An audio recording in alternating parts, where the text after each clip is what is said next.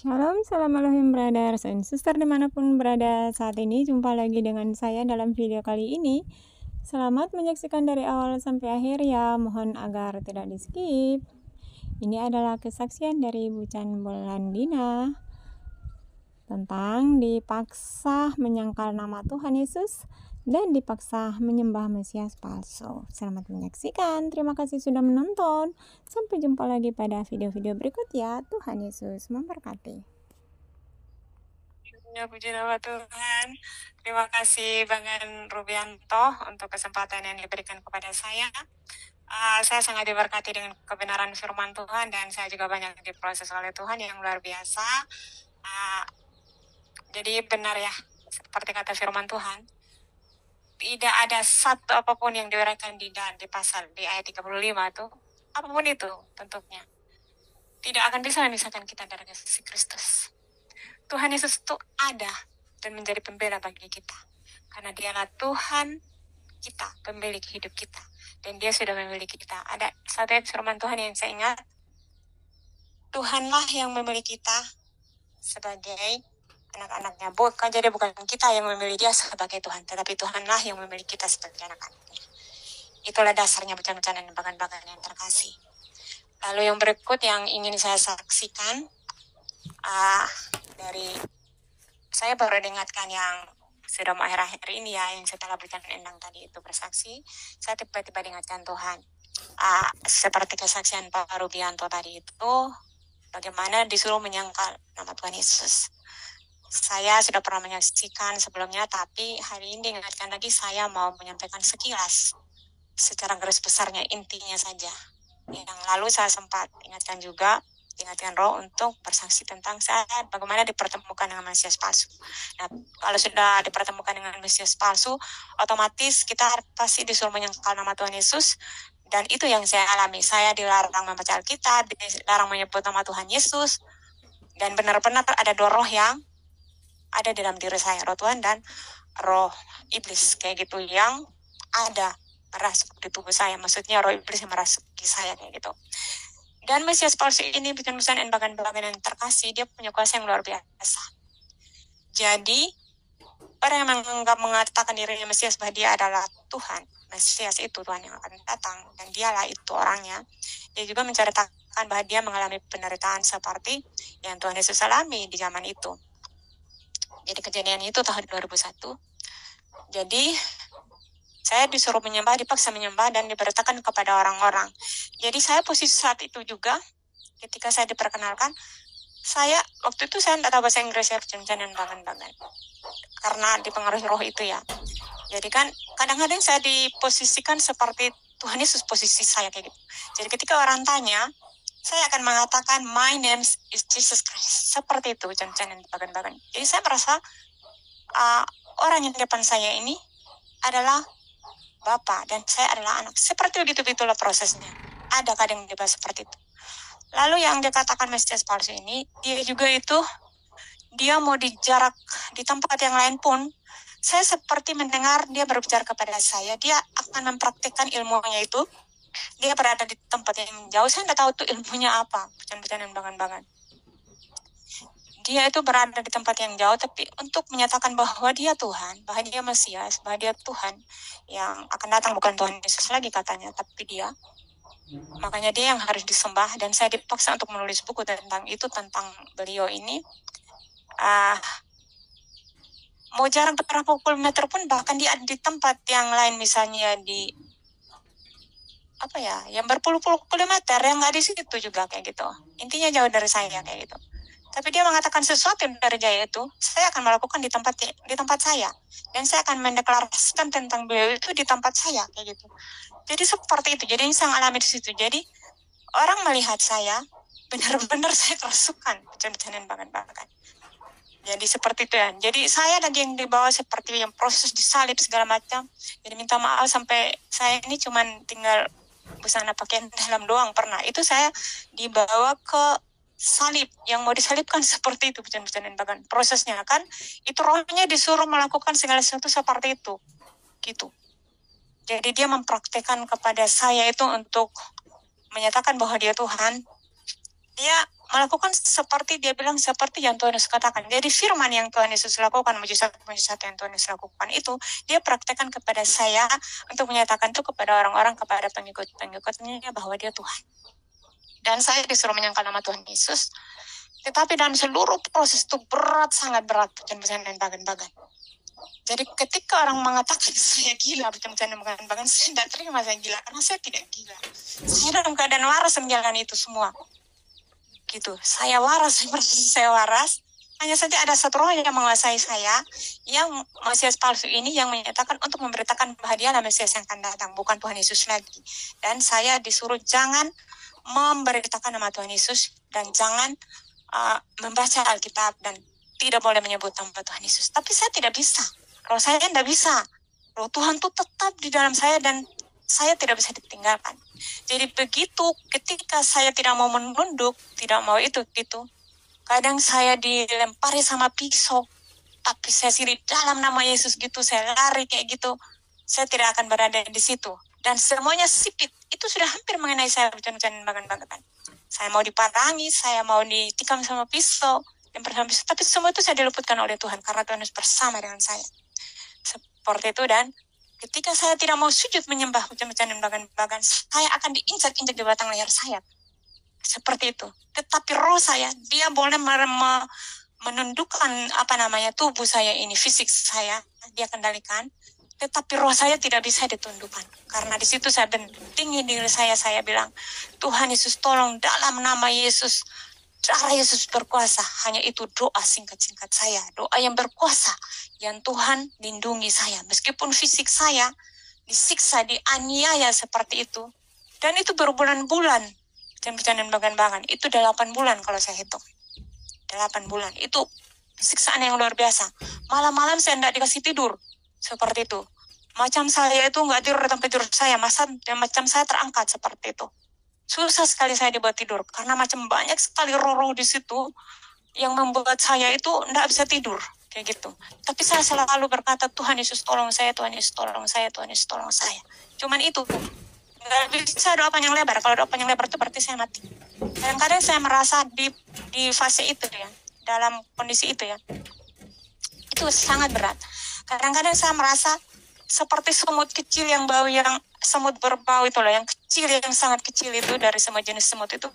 Saya melihat tubuh saya itu ada di bawah dasar bumi. Saya melihat seperti itu roh saya, seperti semut kayak gitu. Dan itu saya merasa saya sudah mau mati. Saya merasa napas darah saya ini tinggal sepotong kayak gitu. Jadi kayak mau bilang mau doa panjang lebar, doa apa kali pun tidak bisa. Hanya bilang, Tuhan Yesus tolong saya, Tuhan Yesus tolong saya, Tuhan Yesus tolong saya, sampai roh saya kembali hidup kembali.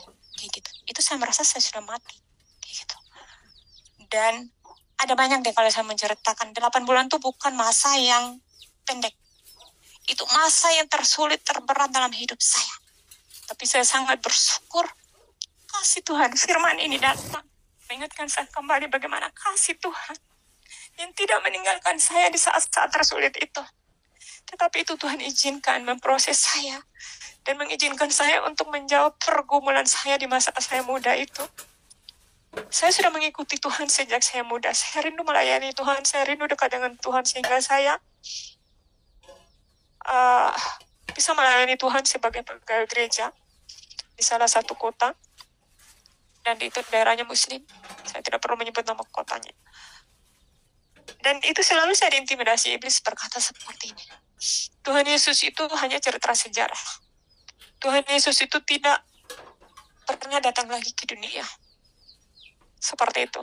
Meskipun saya sudah baca firman, saya sudah melayani Tuhan, saya tinggal di gereja, saya tinggal dengan pelayan Tuhan, dengan pendeta. Tetapi intimidasi itu selalu ada. Dan membuat iman saya tergoncang. Tetapi saat itu Tuhan menyatakan kepada saya, ini saya Tuhan Yesus, satu-satunya Tuhan dan Juru Selamat. Tuhan jawab saya saat itu melalui proses yang terberat itu. Hujan-hujan dan bagan-bagan terkasih. Itu hal yang paling berat. Dan saya dibawa dari kota ke kota untuk memberitakan dia. Sekitar 3 kota yang dikelilingi di tempat ini. Waktu itu. Dan semua sanak keluarga saya memukuli saya. Bukannya mendoakan saya. Tidak ada yang mendoakan saya. kalaupun ada mendoakan saya, hamba-hamba Tuhan yang mau mendoakan saya, mereka akan minta izin dulu kepada beliau ini. Atau pergi ke persekutuan doa, mereka akan minta izin dulu. Dan dia sudah katakan dari rumah, ketika saya mau dibawa, silahkan dibawa. Tapi kata dia, pasti akan bertanya dulu kepada saya. Dan terjadilah seperti yang beliau katakan. Dan itu setan. Yang saya butuhkan saat itu agar saya bisa dilepaskan dari roh itu, jangan bertanya kepada beliau ini, tetapi langsung katakan, hai iblis, di dalam nama Yesus, saya perintahkan engkau keluar dari tubuh anak ini. Hanya itu bukan bagan-bagan yang saya butuhkan saat itu. Tetapi tidak ada satu pendeta, satu hamba Tuhan yang mendoakan saya. Pelan-pelan Tuhan di persekutuan doa, yang saya dibawa keliling ke sana kesini oleh keluarga saya. Tidak ada saya disembuhkan mereka. Saya akan menertawakan mereka. Karena itu iblis menang. Tidak ada satupun bicara dan bagan-bagan. Dan singkat cerita, setelah dari kota ke kota di keluarga saya untuk memberitakan tentang dia, dan buku sudah ditulis. Dan buku itu seperti di magic. Siapapun yang membacanya akan terhipnotis dan akan sujud menyembah kepada orang itu. Saya yang tidak tahu menulis buku dipaksakan untuk menulis. Jadi firman Tuhan itu diputar-balikan hanya untuk menunjukkan bahwa dia adalah Mesias itu. Bukan Tuhan Yesus. Tapi saya sangat bersyukur. Saya sangat bersyukur karena kan dia tidak ada juga selalu bersama dengan saya. Dia hanya memanfaatkan saya untuk menulis buku memberitakan tentang dia dan untuk menyatakan bahwa dia adalah Mesias. Jadi begitu sampai ke tempat yang dia bilang itu tempat penyertaan dia, kan kebetulan tempatnya di Jalan Sesawi, dan di situ benar-benar seperti saya ini ya, kuasa setan ya yang menyampar jadi Tuhan Yesus ya. Jadi itu begitu masuk ke pintu rumah itu, seperti sebelum ngalamin semua ini ya, itu proses awal ya, saya lupa tadi itu. Itu seperti Tuhan Yesus sedang mengetuk pintu, dan seperti itu benar-benar seperti di Bukit Golgota. Dan saya disuruh masuk situ, saya langsung tunduk. Waktu itu benar-benar saya dikuasai ketika masuk itu rumah. Karena sudah diisikan otak ini, sudah tidak ada kasih tidur satu malam, sudah dibawa orang-orang untuk menyaksikan tentang siapa mereka ini. Lalu sampai di situ ada satu kotak, saya disuruh ambil di situ, disuruh doa seperti yang doa apa saja yang saya minta. Tapi saya tidak tahu saya doa apa. Sudah blank kan gitu, sudah ada roh yang benar-benar tubuh ini seperti terbelah, seperti sobek, seperti mau sobek gitu. Jadi benar-benar seperti tubuh ini kayak mau hancur kayak gitu, seperti mau terbelah kayak gitu, belah bagi dua gitu. Rasanya seperti mau remuk lah badan ini. Sudah nggak sanggup seperti itu. Lalu tiba-tiba di situ ada sapu tangan. Saya disuruh ambil, lalu saya disuruh sapu saya punya muka kayak gitu. Saya langsung seperti Tuhan. Seperti itu kan. Saya langsung keliling di kota itu, dan saya sudah tidak membutuhkan segala sesuatu. Rekening saya segala macam, buku bank saya semua saya buang. Sudah tidak berfungsi lagi semua itu, saya buang semua, dan saya sudah seperti Tuhan, seperti anak Tuhan, saya sudah seperti Tuhan, malah saya keliling kota. Dan saya merasa berkuasa kepada siapapun, saya seperti bisa membaca pikiran orang dan segala macam. Sehebat itu, sedasat itu kuasa iblis yang menyamar jadi Tuhan Yesus. Dan itu yang saya alami, dan itu hal yang sangat berat dalam hidup saya. Tetapi puji nama Tuhan, saya akhirnya dilepaskan oleh Tuhan berkat dukungan doa dari anak-anak Tuhan yang menampung saya di situ. Dia topang saya dalam doa, dan saya juga terus mengikuti persekutuan yang jauh dari tempat yang saya tinggal, sekitar 8 kilo. Saya orang asing di tempat itu. Lalu saya dari jam 3 sore, jam 9 malam baru saya pulang dari persekutuan itu. Dan akhirnya ketika saya benar-benar sudah kuat, terus dia sudah tidak bisa menguasai untuk dibawa ke sana kemarin untuk meretakan segala macam itu. Dan pada akhirnya dia terus menyerang saya dan ingin membunuh saya, tetapi Tuhan terus melepaskan saya, dan dia sudah tahu bahwa saya ini sudah tidak bisa mengikuti dia lagi dan tidak bisa lagi dikendalikan oleh dia, seperti itu. Jadi ketika suatu saat saya bawa itu kepada menceritakan pergumulan saya kepada hamba Tuhan itu, dan akhirnya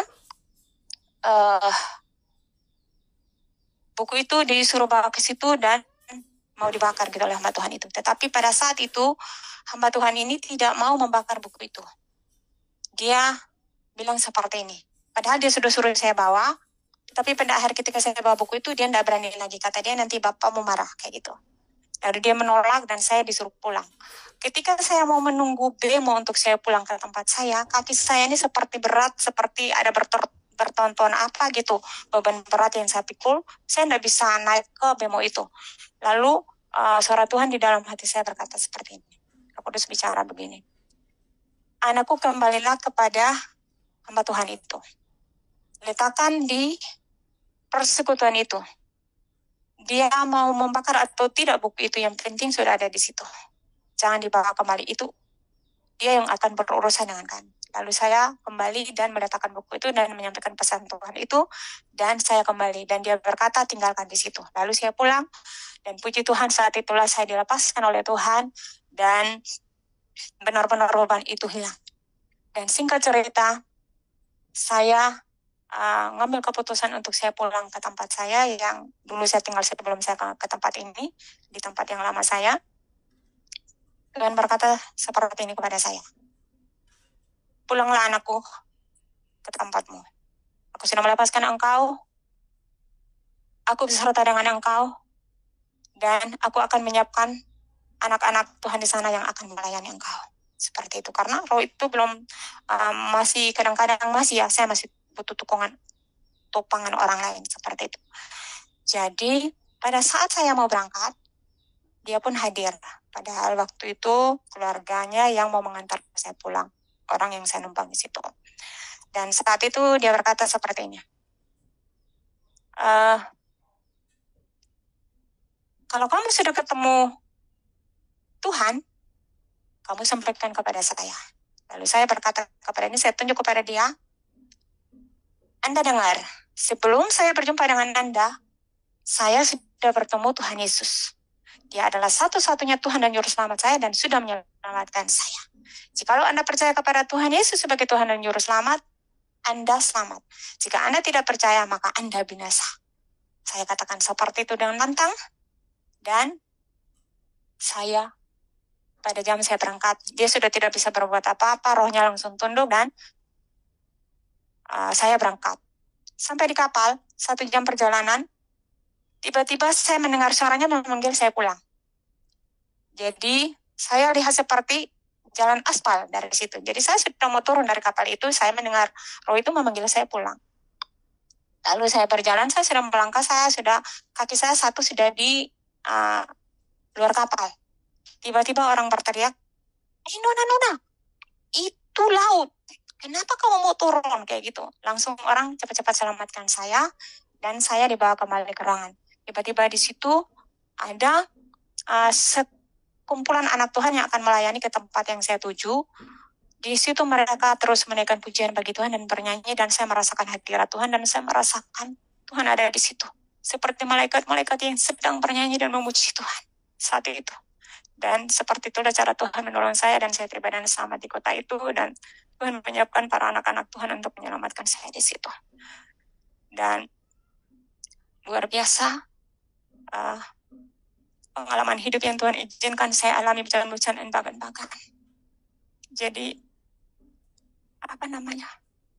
kalau saya menyadari saya ini orang berdosa yang tidak layak. Jadi tadi ketika pujian yang disampaikan pertama sejauh timur dari barat itu, air mata saya tidak bisa tahan pujian-pujian dan bahkan.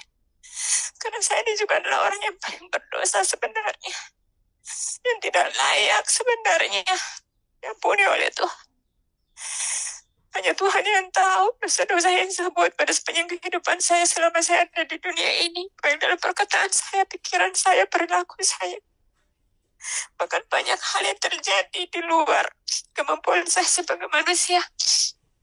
Ada beberapa poin penting yang saya tidak bukakan saat ini, yang Tuhan belum mengizinkan saya untuk membukakannya di sini, tapi di tempat lain saya sudah pernah menyaksikan.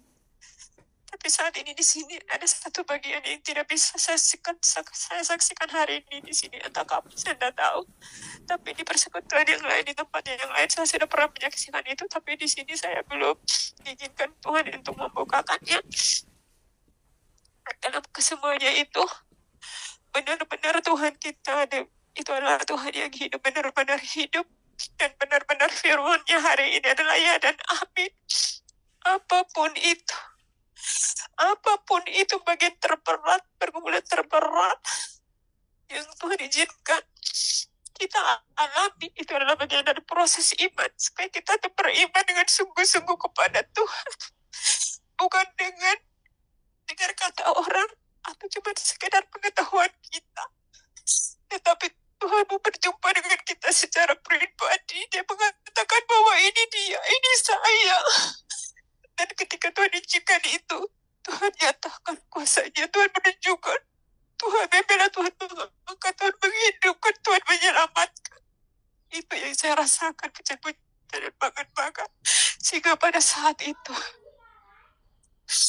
saya berusaha kepada Tuhan. Saya bilang, Tuhan, kalau Tuhan mengizinkan saya jadi martirnya, Tuhan, saya siap.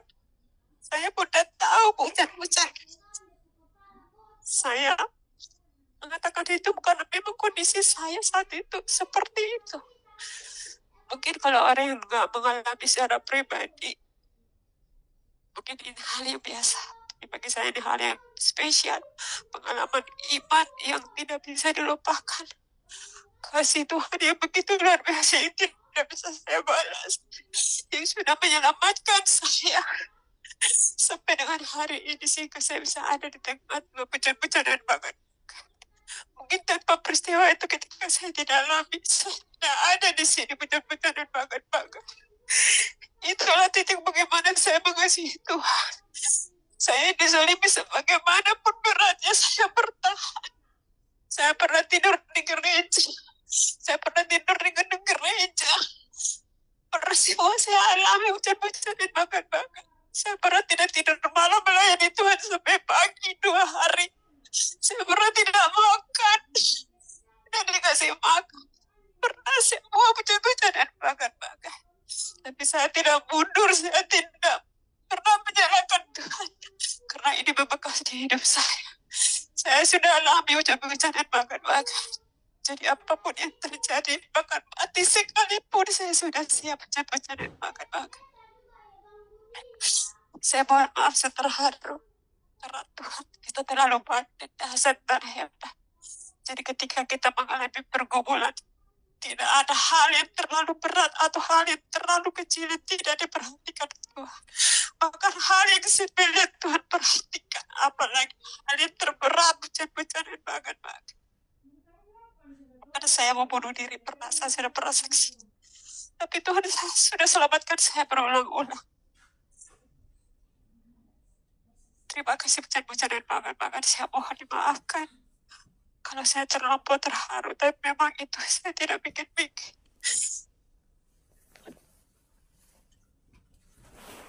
Tidak sanggup dengan kata-kata selukiskan kebaikan Tuhan. Ya, air mata bahagia yang bisa saya curahkan berikan kepada Tuhan sebagai persembahan saya yang terbaik bagi Tuhan. Jadi sekalipun fisik saya lemah, kalau secara diagnosa dokter, hidup saya ini tidak lama hujan-hujan banget karena cancer stadium akhir. Dengan kondisi saya saat ini ya, jujur, lukanya parah karena memang ketika obat itu tidak digunakan lagi, dia memang akan efeknya parah. Dan di sebelah kiri semua ini sudah luka. Sampai saya tidur malam pun saya alas. Tapi itu tidak melemahkan semangat saya untuk melayani Tuhan. Fisik saya boleh habis, fisik saya boleh hancur, tapi roh saya tetap berkobar melayani Tuhan. Sekalipun saya tidur bermalam-malam sampai jam 4-5 pagi, baru saya tidur 2-3 jam. Tapi itu cukup membuat saya fit sepanjang hari. Sekalipun saya tidak tidur sepanjang hari, saya fit karena Tuhan. Itulah kebaikan-kebaikan Tuhan yang tidak bisa saya balas. selagi masih ada kesempatan melayani Tuhan yang diberikan kepada saya manfaatkan sebaik mungkin itu waktu hari ini. Karena saya tidak tahu besok saya masih ada lagi atau tidak. Waktu hari ini, jam ini, saya pakai dengan sebaik-baik. Dan saya sangat bersyukur. Saya bisa bertemu dengan channel mempelai. Ada begitu banyak pengajaran mempelai yang semakin mendekatkan saya kepada Tuhan. Yang memakin saya kuat dan kuat sampai hari ini, bukan karena saya secara fisik, secara emosi, tekanan dari luar. Bahkan anak-anak bisa perintah saya. Anak-anak umur belasan tahun bisa perintah saya, bisa bentak saya sampai hari ini. Saya terima dengan sikap itu karena apa? Karena pengajaran mempelai bicara banget. Terngiang-ngiang kata-kata mempelai. Jangan balas sekalipun. Dia belum berseru sama Tuhan, Tuhan biarlah saya. Itulah yang saya lakukan, ucapan banget. Jadi secara fisik, secara mental saya terintimidasi, tersolimi sampai hari ini. Tapi saya bersyukur Tuhan izinkan semua itu supaya saya memiliki kerendahan hati. Karena kesombongan itu setiap waktu iblis menyerang dan berusaha untuk kita membuat sombong dan tinggi hati, merasa diri kita benar.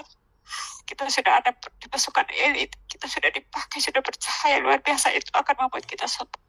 Tetapi dengan semuanya itu Tuhan izinkan ada di proses sampai hari ini dalam hidup saya bersyukur. Bisa katakan terima kasih Tuhan. Dan pujian yang sejauh timur dari barat, dari situ Tuhan sudah menjamah hati saya. Ya, air mata saya tutup kamera, saya menangis berteriak, Tuhan terima kasih, Engkau sudah mengampuni saya. Engkau sudah mengubah hidup saya, Engkau sudah membenarkan dan menyelamatkan saya. Saya menangis berteriak, hujan-hujan banget.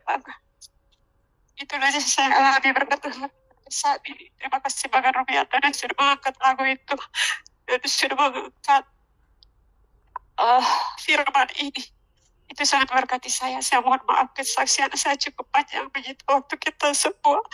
Tapi saya berharap dengan kesaksian yang sederhana yang saya alami, kasih Tuhan yang luar biasa bisa berkati pujian-pujian dan bahkan apapun yang terjadi di hidup kita, baik itu yang paling susah, bahkan kita di dalam keadaan yang terselimi, ditipu, dibully, diintimidasi, dianiaya, apapun itu.